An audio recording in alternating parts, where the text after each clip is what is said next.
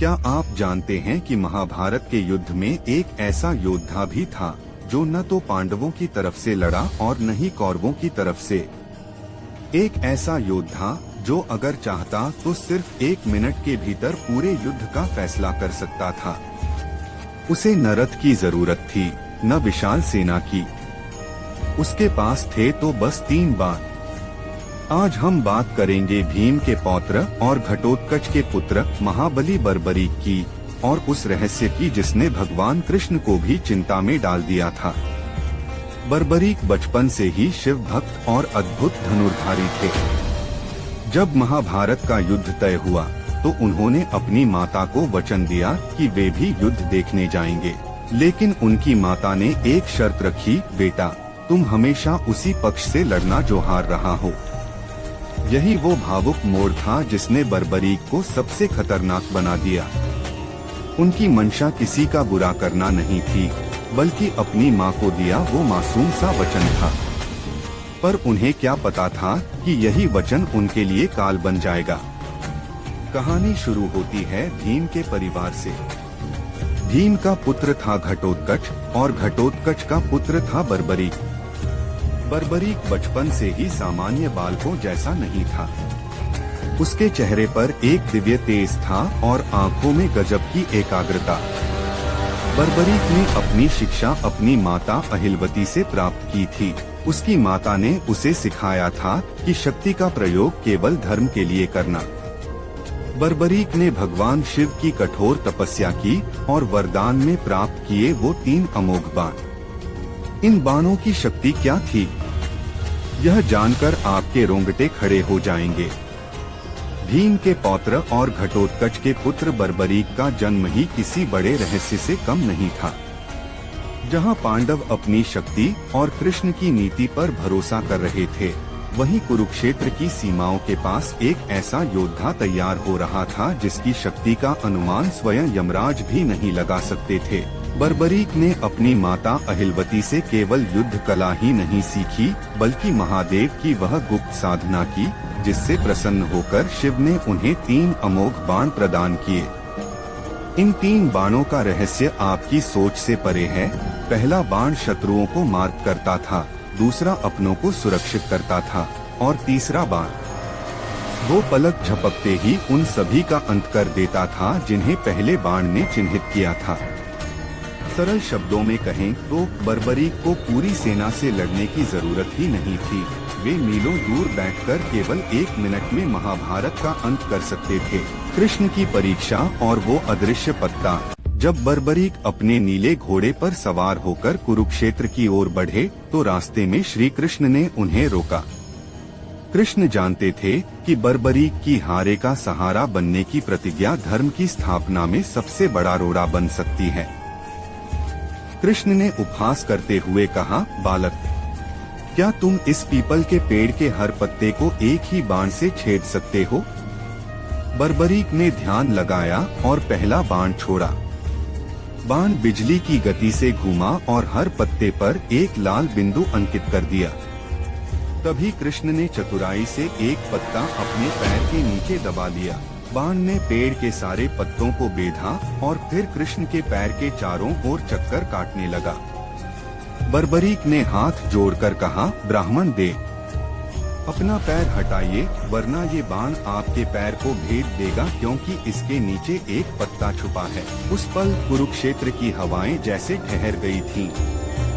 बर्बरीक का वह दिव्य बाण जो साक्षात महादेव के तेज से अभिमंत्रित था, भगवान कृष्ण के चरणों के चारों ओर एक हिंसक भंवर की तरह मंडरा रहा था। यह दृश्य साधारण नहीं था। यह संकेत था कि बर्बरीक की शक्ति के आगे संसार का कोई भी बल, यहाँ तक कि स्वयं ईश्वर की माया भी उसे भ्रमित नहीं कर सकती थी। श्री कृष्ण के माथे पर चिंता की गहरी लकीरें उभर आईं। वह रणछोड़ जिसने पूरी दुनिया को अपनी उंगलियों पर नचाया, आज एक बालक की निष्कपट शक्ति के सामने गंभीर खड़ा था। कृष्ण जानते थे कि यदि यह योद्धा मैदान में उतरा तो वह किसी का शत्रु नहीं होगा, बल्कि वह काल बन जाएगा। उसकी प्रतिज्ञा, हारे का सहारा, एक ऐसा चक्रवात था जो युद्ध के मैदान में किसी को जीवित नहीं छोड़ता। जैसे ही कौरव हारते बर्बरीक उन्हें बचाता, जैसे ही पांडव हारते बर्बरीक पाला बदल लेता। कृष्ण ने मन ही मन सोचा, यदि ब्रह्मांड के इस न्याय चक्र को बचाना है, यदि धर्म की स्थापना करनी है, तो मुझे एक ऐसा पाप अपने सिर लेना होगा जिसे इतिहास कभी भूल नहीं पाएगा। कृष्ण ने एक लंबी सांस ली और ब्राह्मण के वेश में अपना हाथ आगे बढ़ाया। उनकी आवाज में एक अजीब सी भारीपन थी। उन्होंने कहा, पुत्र बर्बरीक, तुम एक महान योद्धा हो, लेकिन क्या तुम एक महान दानवीर भी हो? इस धर्मयुद्ध की सफलता के लिए मुझे एक ऐसे योद्धा के शीश की बलि चाहिए जो त्रिभुवन में सर्वश्रेष्ठ हो। क्या तुम मुझे दान दोगे? बर्बरीक के चेहरे पर एक पल के लिए भी भय नहीं आया। उनकी आंखों में एक चमक थी, एक ऐसी समझ जो बताती थी कि वे जान चुके हैं कि उनके सामने खड़ा यह ब्राह्मण कोई साधारण मनुष्य नहीं है। बर्बरीक ने निडर होकर पूछा, मांगिए दे। इस क्षत्रिय के पास अपने प्राणों के सिवा और कुछ नहीं, और यदि वह भी धर्म के काम आए तो इससे बड़ा सौभाग्य क्या होगा। कृष्ण के शब्द किसी भारी पत्थर की तरह गिरे, पुत्र, मुझे तुम्हारा शीश चाहिए। जैसे ही ये शब्द हवा में गूंजे, पूरे कुरुक्षेत्र में जैसे सन्नाटा पसर गया। पक्षियों ने चहकना बंद कर दिया, पेड़ों के पत्ते हिलना भूल गए। बर्बरीक मुस्कुराए। उन्होंने अपनी तलवार निकाली जो बिजली की तरह चमकी। उन्होंने कहा, प्रभु, आप साक्षात नारायण हैं, यह मैं जान चुका हूँ। आपकी इच्छा ही मेरी नियति है। एक ही झटके में बर्बरीक ने अपना शीश काटकर कृष्ण के चरणों में रख दिया। रक्त की बूंदें धरती पर नहीं गिरी, बल्कि वे जैसे इतिहास के पन्नों पर अंकित हो गई। लेकिन कटने के बाद भी उस शीश के होंठ खिले, प्रभु, मेरी एक अंतिम इच्छा है।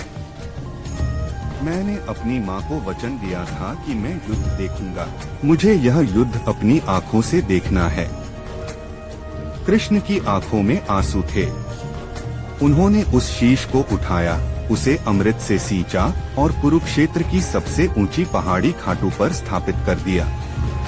पूरे 18 दिन तक वह कटा हुआ शीश बिना शरीर के अपलक आँखों से धर्म और अधर्म का वो खौफनाक तांडव देखता रहा। 18 दिनों का भीषण नरसंहार समाप्त हुआ। आकाश में गिद्ध मंडरा रहे थे और धरती लहू से लाल थी।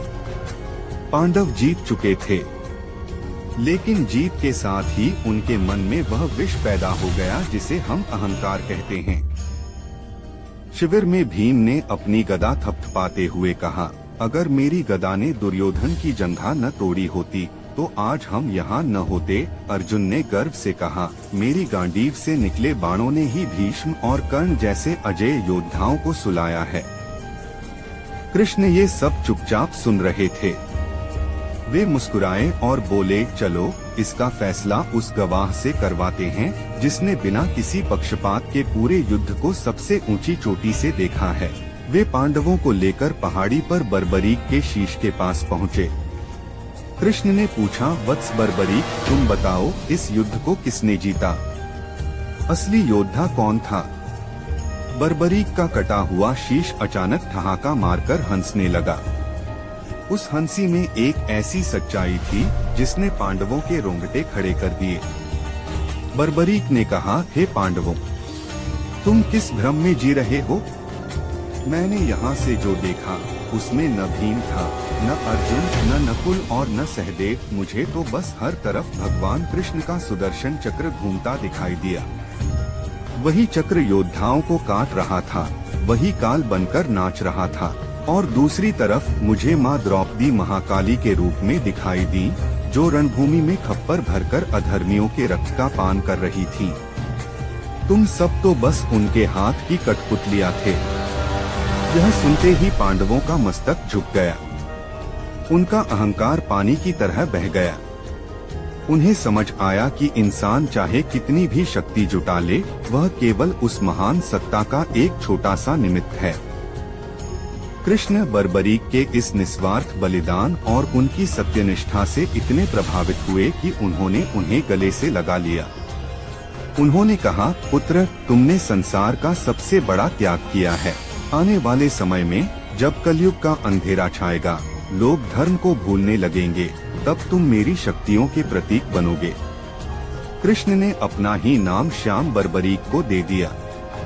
उन्होंने वरदान दिया, कलयुग में जो भी भक्त हार मान चुका होगा, जिसका संसार में कोई सहारा नहीं होगा, वह जब तुम्हारे द्वार आएगा तो तुम उसके हारे का सहारा बनोगे।